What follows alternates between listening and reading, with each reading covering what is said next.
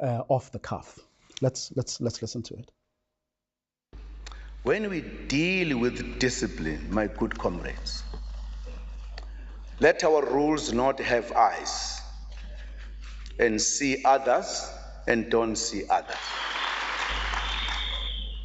Let us also not have double standards, wherein we think that the Constitution works to others, but to others we want to defend them and talk languages that is difficult to understand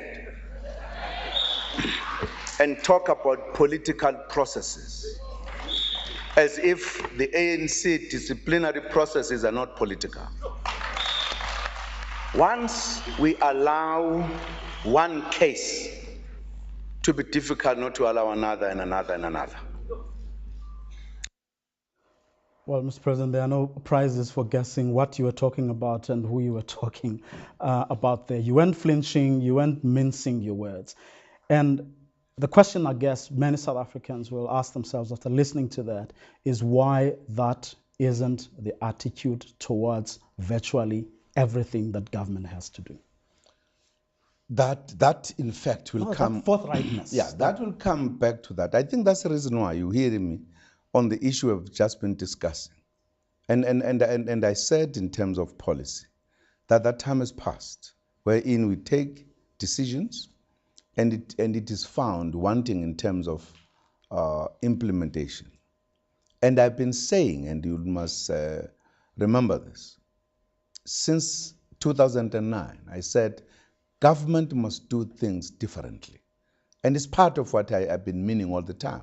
I think the time has come, having been in government now for almost close to 2 decades, that we begin to have the same attitude, even in government, that if people don't implement things, we take action.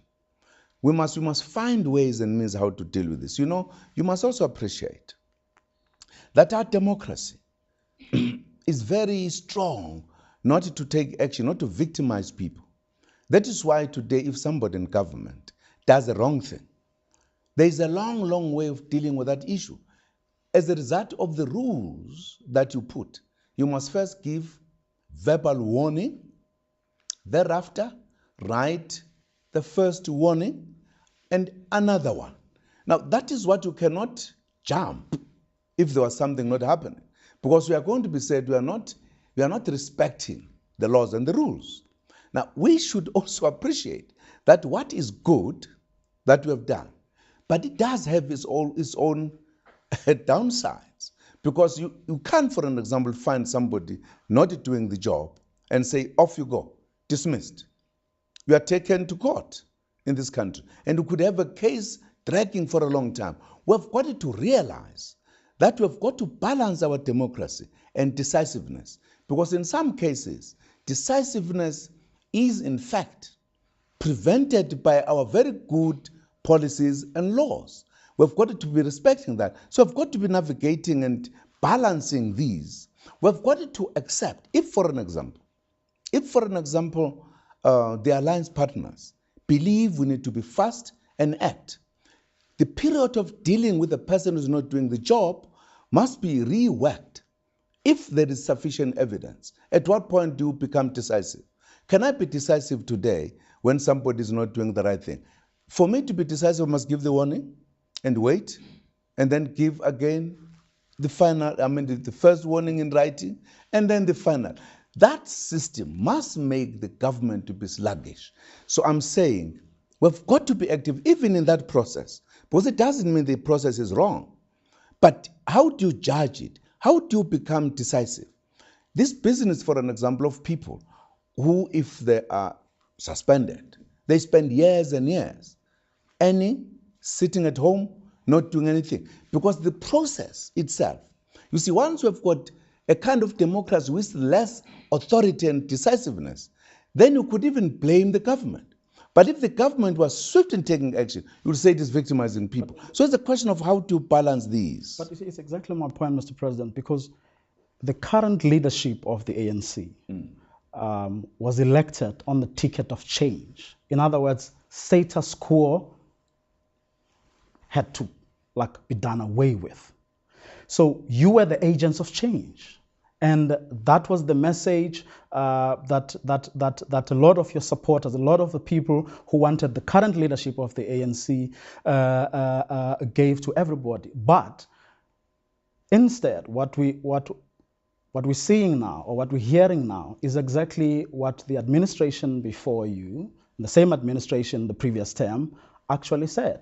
They were, in other words, it's the same thing that the head of policy of the ANC was saying only 2 weeks ago, the week before the conference, that the ANC is good with ideas, with plans, with everything except implementation. That perhaps, maybe the policy conference at Midrand should not have been a policy conference, but rather an implementation conference.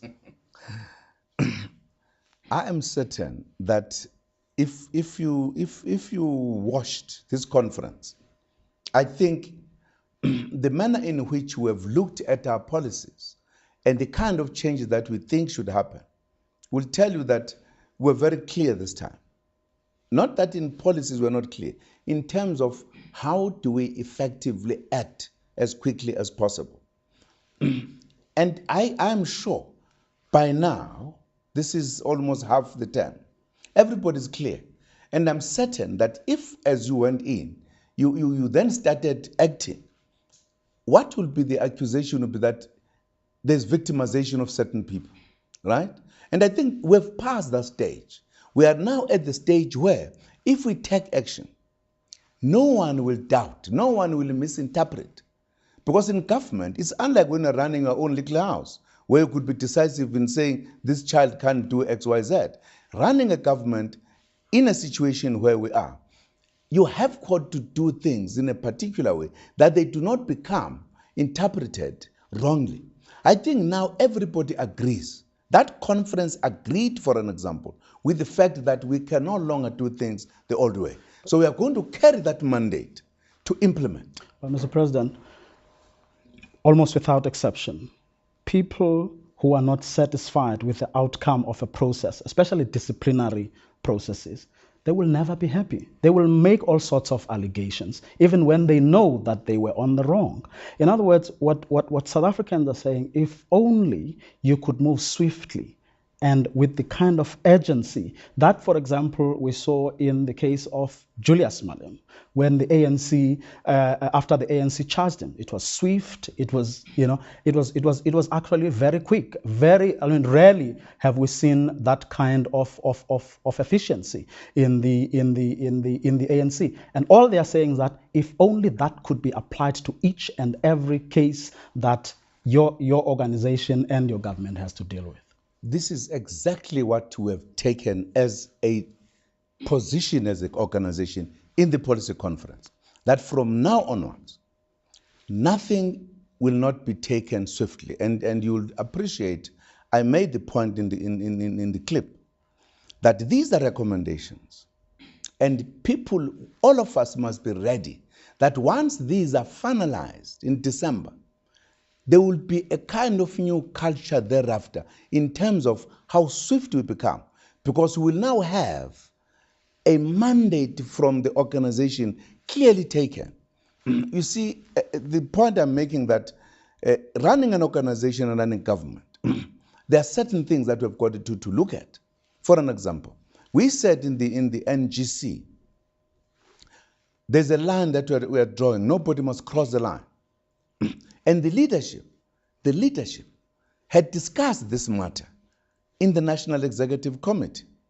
But there it was being discussed by the branches. So the branches gave the mandate. So what was happening before, that's why we saw the change thereafter. Now, I'm still not happy that we are implementing it to the latter. We are now saying, partly because we are running an organization, we've got to have the agreement, the consensus. I think there is now almost total consensus, not just sufficient, total, not sufficient, total. And we are going to be acting because we have got the resolutions already. Some of the things that we're going to do, that we're talking about, they don't have to wait for December. We'll be able to handle them. But there are those that will have to finally be endorsed and taken as resolutions, and you will see what will happen after December. Okay, we are going to talk about how you're going to do that. Time to pay the bills. We'll be back right after this.